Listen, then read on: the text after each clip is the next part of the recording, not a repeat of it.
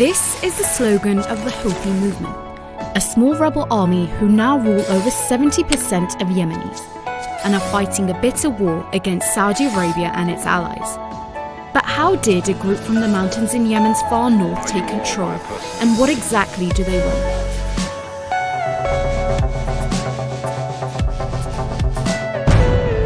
The Houthis emerged in Yemen's northwestern Sanaa province in the 1990s, established by former MP and religious scholar Hussein al-Houthi.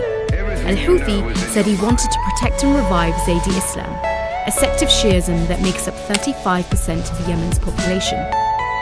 Zaydis have a long and powerful history in Yemen and had ruled large parts of the country under an imamate since the year 897. When a civil war broke out in North Yemen in 1962, the last imam was overthrown. The Houthis say that this, along with the ensuing government policies, left many Zaydis feeling increasingly disenfranchised.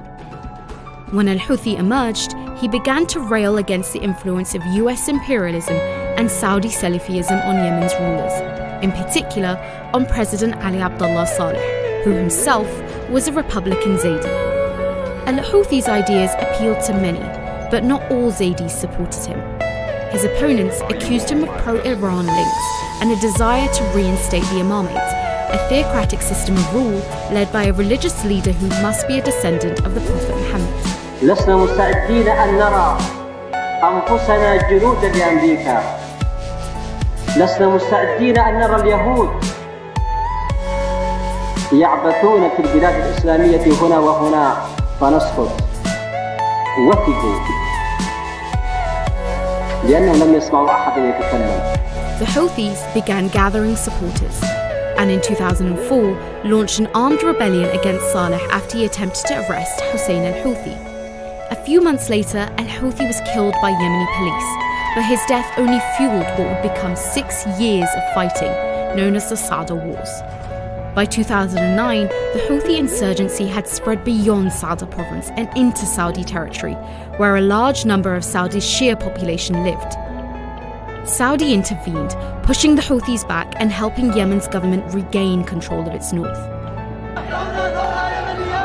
When the Arab Spring uprising spread to Yemen in 2011, the Houthis joined the protest movement that ultimately forced Saleh to step down after a 33-year rule. But Saleh didn't go quietly, and his fight with his replacement, Abdurrabbu Mansour Hadi, would destabilize the country, leading to an economic crisis in what was already the region's poorest country. The Houthis saw an opportunity and re-emerged, retaking control in parts of the north.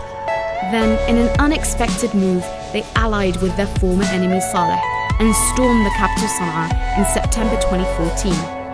With the former president's system of patronage and corruption and his links within Yemen's divided army, the Houthis were met with little resistance.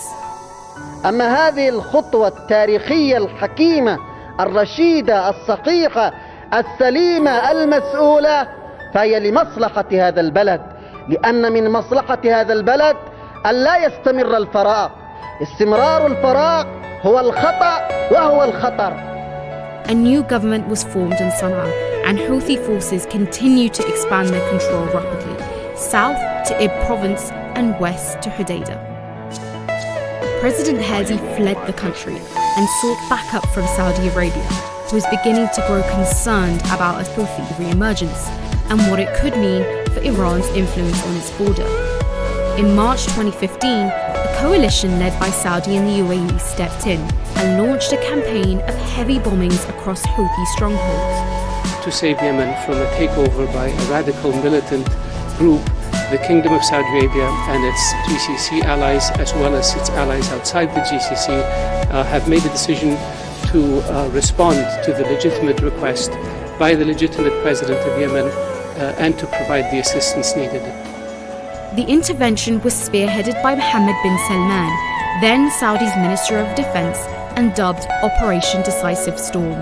As the name suggests, it was intended to be short and swift, reinstating Yemen's government in Sanaa and highlighting Salman's leadership potential ahead of his bid for Crown Prince.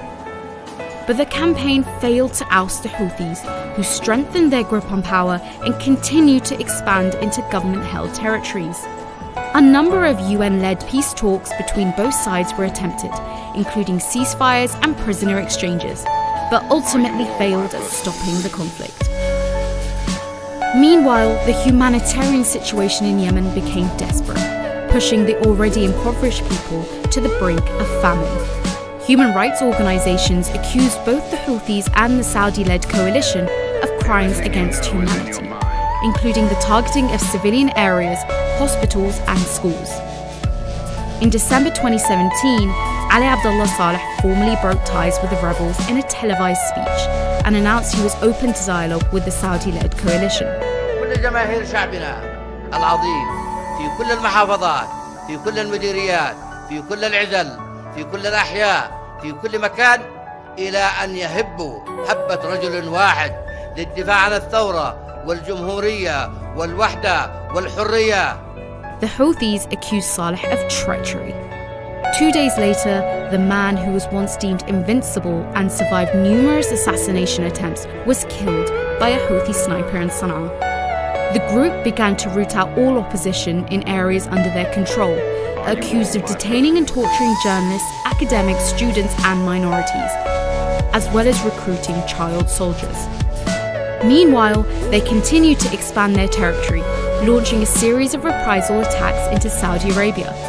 On the 14th of September 2019, Saudi's Aramco oil facilities were hit by drone strikes, shutting down 2 of its main facilities and taking out 5% of the global oil supply. The Houthis claimed the strike, citing it as a victory against their adversary. But Saudi and the US blamed Iran, accusing them of using the Houthis as cover to launch their own attack from the Gulf.